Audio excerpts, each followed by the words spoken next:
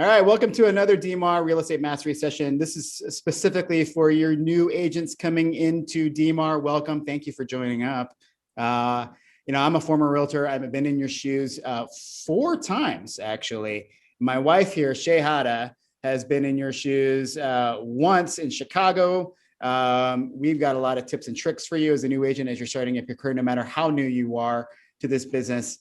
SHAY, say hi. Hi, everybody. Where are you at? I'm in Denver. I'm at home in our house. Yeah, but where do you sell real estate? Chicago. So I am a realtor in the Chicago area. I have a small team. I've been a realtor for about 8 years. And Nobu and I moved there 9 years ago to a market where I didn't know anything about real estate. I'd never been a realtor before. I didn't know a single person when we moved there. I didn't even know how to get to Target. I would cry trying to get there because the traffic was so crazy. And I went from that to, a small team where we did about 160 transactions this year and 56 million in volume. So, I've been able to grow a business very quickly. Now I'm running that business from Denver virtually in Chicago with my team and flying back occasionally. Yeah. All right, let's start your new agent, right? So you had a head start, right? You knew a lot of realtors before you got into the business. You also, had me and the information that I had, but let's talk about you're a new agent, right? You're brand new to this. You may be picking a brokerage, maybe picking an association even. What does that look like for you? What do you look for in your brokerage, in your association when it comes to products and services that you prioritize? Maybe now, looking back in the past, what are the things that you're prioritizing now as a new agent coming into real estate?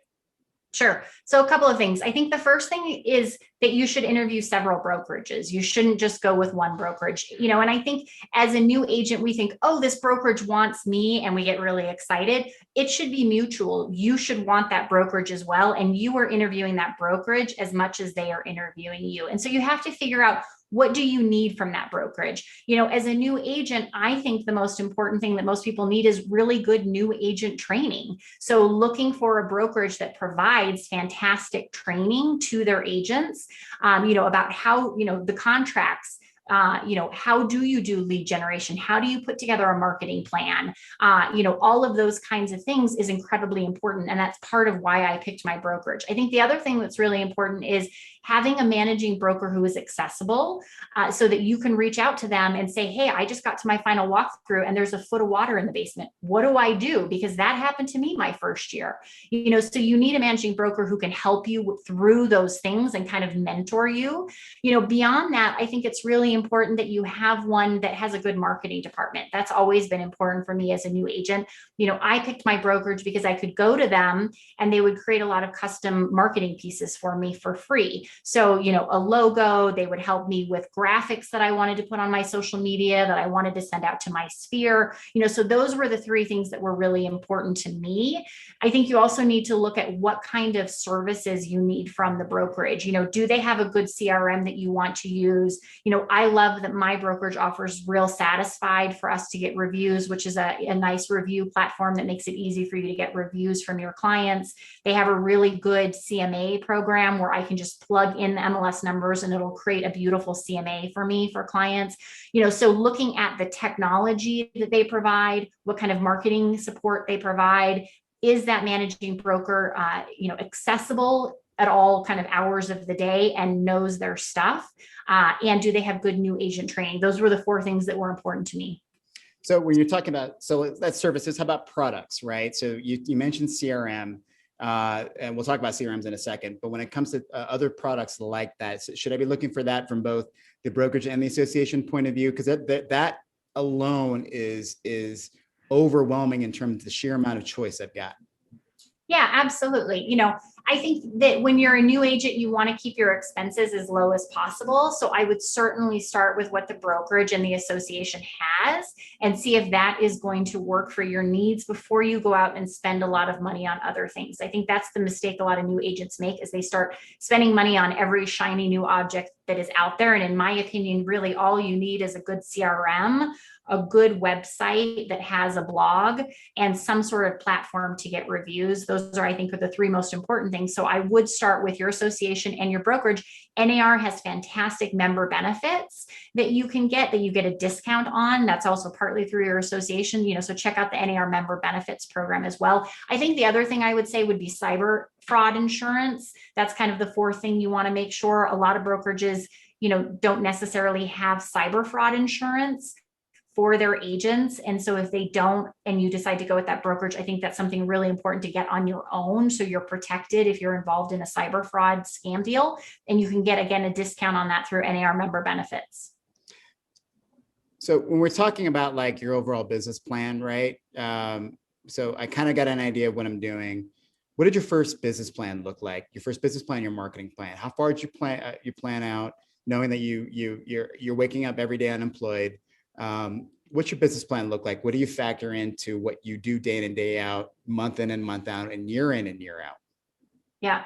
So for me, it was about how can I create a business plan where I can control what I'm doing every day? Because when you're a new agent, you don't have a ton of control over clients falling in your lap, right? So you have to figure out what are the steps that I can take to get those clients. And there's going to be a lot of downtime that first year where you don't have a lot of clients to work with. So what else can you do that's productive to fill your time? So for me, that was putting together a business plan where I really started to learn my stuff. So I paid an inspector to follow him around and really start to understand construction and inspection problems. And I tell my clients, I'm not an inspector, but it's helpful when I go to a showing. If I see efflorescence on the brick, I can point that out to the clients as, this looks alarming. If you decide to put an offer in, we should have this checked out. So I think really getting to know the product, your homes, and then really putting together a marketing plan. So I think a website is really important, and filling that with good content. So if you look at my website, which is buyselllovechicago.com, you'll see we have a buyer section, and underneath that we have about 31 steps to buy a property, and it explains in detail every single step of the process. We have the same thing on the sell side. I think that's really important. For me, that was a good way for me to start to just understand the process. So I would write a blog post for a step, say maybe what happens at inspection. I would take it to my managing broker and I would say, can you look through this and make sure I understand how this works? And sometimes she'd come back and say, well, that's not how it works. And so we'd fix it and I'd put it on the website, and it was sort of a checklist for me to understand how the transaction worked, but it also shows clients that you know what you're talking about. So if people went to my website when I was a new agent that first year, I hadn't done a single deal yet, but it looked like I had, because I had really great content on there that explained each step of the transaction, and really great blog posts that explained frequently asked questions like, what is the highest and best offer? What is a pre-foreclosure? What is a short sale? All of that kind of stuff. So I think working on your website, really understanding your product, getting to know all the neighborhoods, getting to know, which neighborhoods have more problems with lead in the water, which neighborhoods are, near, environmental hazards, just starting to understand all that stuff so you can inform your clients. And then from there, open houses were really how I built my business. So obviously as a new agent, you don't have any listings. So I went to my managing broker and said, can you introduce me to busy agents in the office who maybe I could help with their showings, or I could help with their open houses. And that's how I got my foot in the door to do open houses. So using that managing broker as a resource for that to fill your time. With open houses, the key is really no one's going to come to you after an open house and say, hey, Shay, it was so great to meet you. I'd love to work with you. That's not how it works. You have to follow up with them regularly with helpful content after the open house. So setting up content that you can follow up with those people with. So it's not just phone calls. It really is bringing substance with every communication you have with a warm lead who has a lot of choice right now. Anybody who visits you at an open house probably met 2, 3, 4 other agents that day, times twice that weekend, times 4 times that month, times maybe 4 or 5 times per year, right? Yeah. Or for 6 months, right? So it's really good. So you went from 0 to top producer in your office by the 2nd year, top producer in Chicago by your 3rd, 4th year, and now you're 1%, right? And been consistently there since then. How did you stand out that first year? How did you, there's 15,000 realtors in the city of Chicago, another 4,000 in the suburbs. So they're just within 20 miles of each other. 20,000 plus agents who can help people out with their home buy experiences in an incredibly competitive market. How'd you stand out that first year, and how's that evolved over the last couple of years? So, to kind of piggyback on the open house thing, one of my first clients, maybe my sixth or seventh client, was a $1.3 million client that I picked up in an open house. And what they said to me when I asked why they chose me, they said, all of the agents after the open houses followed up with us, but you were the only one that followed up with helpful content. And what I did was I basically sent them a whole bunch of other properties. And I said, look, if this wasn't the right house for you, here's a bunch of other properties that may be a good fit, based on what you told me you were looking for at the open house. And then in addition to that, I started emailing them weekly or every other week with helpful content. So things like, what's going on with interest rates right now, links to, if they weren't familiar with that neighborhood, what was kind of around that neighborhood. So just really trying to educate them. So I think, that was one thing that I did. The second thing was really focusing on superior customer service. And that has always been the basis of my business. So we have on our website, you can see it under the buyer section, we have a ready to buy survey. And so any client who works with us, if they're a buyer, we ask them to fill it out. And it's very detailed. It's 6 pages long. It asks them everything from their favorite Starbucks beverage to their favorite wine to what size bed do they need to fit into the master bedroom. And we always then do a Zoom call with that new buyer before we take them out to a showing to get to know them. And what I have heard from those Zoom calls is they said, you know what, no other realtor has ever taken the time to really get to know us and really understand what it is we're looking for. Because we'll ask them questions like, how long do you think you're going to be in the house? Do you think you're going to have kids here? If so, is this going to be a house you can grow into? Is it important that you have a lot of sunlight? Do you care about what direction the property faces? Do you care about having a pantry? Is a big coat closet important? Like, we really ask them every question we can think of.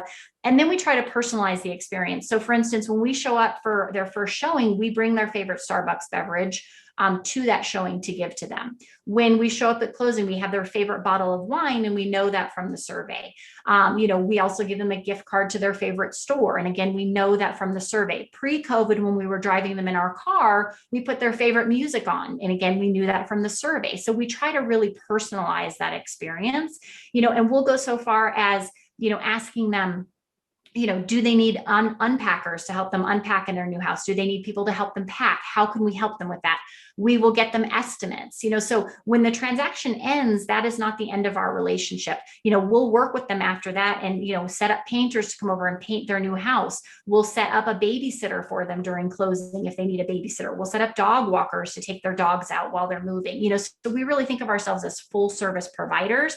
How can we help them beyond the real estate transaction? How can we make their lives easier? That even sometimes is as simple as coordinating with our people who moved. If they don't need their moving boxes anymore, we'll reach out to people under contract and see if they want to go pick up their moving boxes for free. So really think about how can you be a full service helper to them. And by no means you need to do all of that as a new agent, but for God's sake, think beyond the transaction when it comes to people, because I think that is the biggest pitfall right now that is beguiling this industry, is that we think so transactionally in the way we think and the way we act, and like to talk about the way we're not. But in essence, this qualitative shift is happening. It's happening everywhere with every other brand. And then what you've got now are people who are successful, and not just you. I mean, you rip off and duplicate really well of other really successful agents and teams and brokerages right now that are doing this really right by not spending a whole heck of a lot of extra money on stupid things and spending time where you need to with the relationships that you've got. What are the biggest mistakes that new agents make now? You've seen it all. Some of our members of your team, right? I see it all the time. What do you think are the biggest mistakes that new or newish agents make right out of the gate? Not communicating enough with their clients. I think that's a big one. I think clients want a lot more communication than we think that they do. It's a very stressful, emotional process when you're looking for a house or buying a house or selling a house. So we communicate with our clients every single day, even if it's a simple text saying, "Happy Monday. We just want to check in with you to see how your weekend went.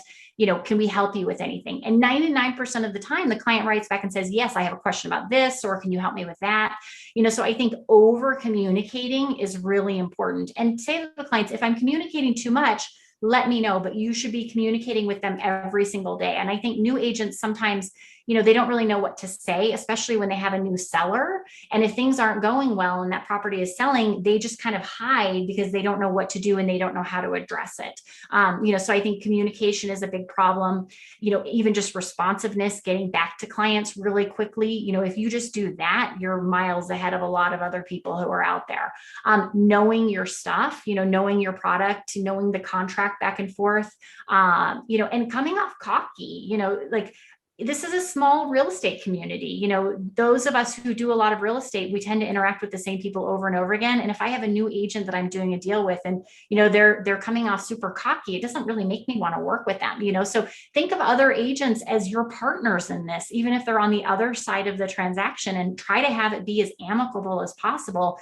The buyer wants to buy, the seller wants to sell. So let's work together to get them to that end goal, and really rely on your brokerage. Make sure you have a managing broker you can talk to, go to your marketing department, use all the tools that your brokerage and your association has, see what classes your association has, take a lot of education. In that first year, you should be educating yourself as much as you can. And your association offers a lot of great education. You just have to take advantage of it. As you look towards kind of the rest of your career, I mean, your clients don't care that you moved here to Denver, which is it's crazy when you think about it, right? Because service is top of mind with you and now with your team. What's the one thing you're going to change over the next couple of years as the industry becomes much more competitive and inventory becomes very tight?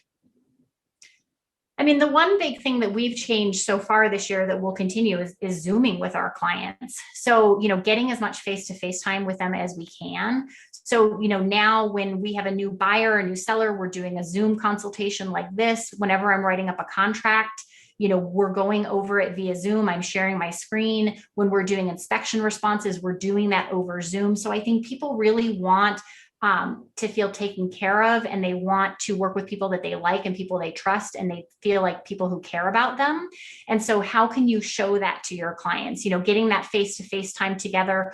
We've been really increasing the number of pop buys that we're doing, the number of events. We did porch photos this past summer where we went to everybody's house with a professional photographer, and they came out and we took porch photos of them. So I think really it's about, in a world that is feeling increasingly disconnected and people stuck behind their computers, it's how can you make that client feel special and taken care of and loved? And I know that sounds silly in a real estate transaction, but to me, that really is what it is about. So that's what we're going to be looking to do over the next couple of years. How can we increase our customer service and make our clients feel even more taken care of? A little bit of a plug for us, right? So, when you first got into this, you were around real estate because I was selling it when you weren't. Then you got into it when I couldn't. You didn't know what associations did, right? Didn't know you did. Now you know, especially during this time of COVID, what's the best association asset for you right now? What is it that, looking now back on all these years, what do these people that you're paying dues to do? And you're paying a lot more actually in Chicago than you do here. Yeah. So for me now, what I value the most, and this is going to sound silly, is the data in a lot of ways. So we have an economic Outlook Summit. I think you guys do as well there.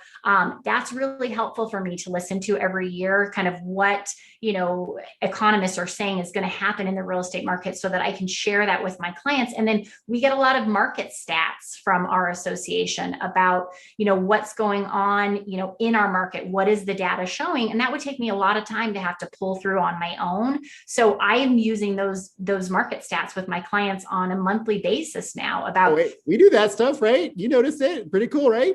Yeah. So, I mean, to me, that's really helpful to be able to share in kind of real time what has been happening over the last couple of weeks with the market. So, at this point in my career, those are the two things that are the most helpful for me. As a newer agent, it was a lot of the training that was really helpful for me, and just networking, going to YPN events, that kind of stuff, to network with other agents and start to develop those relationships. And then member benefits, right? From state or local all the way through state and national. it's all one big force that we're doing, right? Say yes. Yep, absolutely. Yeah, I mean, and that's why checking out those NAR member benefits. There's a lot of great member benefits on there. I'm a huge fan of AdWorks, where you can do online retargeting. You get a discount on that. You get a discount on the cyber fraud insurance. You get a discount on the website. You know, so there's a lot of great NAR member benefits as well. Yeah, so local all the way to state, we got a lot of that stuff on our site. We got all of them on our new member site if you want to check that out. Shay will be sharing more of your expertise on other mastery sessions that we have recorded actually about content creation and lead generation. What are your last notes for last parting notes for these new agents? What do you think they should do from this day forward? So one, be patient. I remember when I first got in the business, you said, Shay, it's going to take you 3 years to make good money in this business. And you were completely right. I did one transaction my first year for $131,000, and that was it. Everything really started to come together in my second year. And by my third year, you know, I was killing it, but it takes a long time. And that first year, don't goof off, you know, put your head down and do work every day, you know, whether that's, you know, coming up with a website, whether that's doing open houses, social media. You know, as you know, I have this great gal on my team named Lauren, who's newer. She's posting in the stories section on Facebook 5-6 times a day. And sometimes that's just her going to open houses and posting pictures saying, you know, hey, check out this cool house. You know, she's going to broker opens. If she's writing a contract, she's taking a picture of that and saying, my favorite thing to do on a Friday night is writing a contract, and she's posting that on the stories section. You know, so perception is reality. So, you know, if you can make yourself be busy in real estate and post pictures of it online, you know, that reminds people that you're constantly in real estate. And that's helped grow her business tremendously over the last 6 months. So, you know, learn your stuff, but also don't be afraid to talk about it. Post it on Instagram, post it on Facebook stories, and remind people you're a realtor. These stories and more are things that we're going to be bringing more and more to the table. As Shay mentioned, education and events are a huge part of the local experience with associations. We'll be bringing a lot of these really high quality, actionable pieces like this, where you can watch it and get aha moments to learn how to add to your business every day going forward here at DMAR. So, you know, Shay, thank you, and thank you going forward to everything else you're going to be doing here, because you've got no choice. So, thank you, honey. My pleasure. Bye. This has been another DMAR Real Estate Mastery session. Please join us for more. Check us out on our website. And as Shay mentioned too, our market trends, our A to Z of real estate, glossary of real estate terms, and our outlook for the year that, as Shay also mentioned, is fully customizable for you. Check it out on our site. Thank you, Shay. Thank you guys for joining us, new agents. Thank you for being part of DMAR.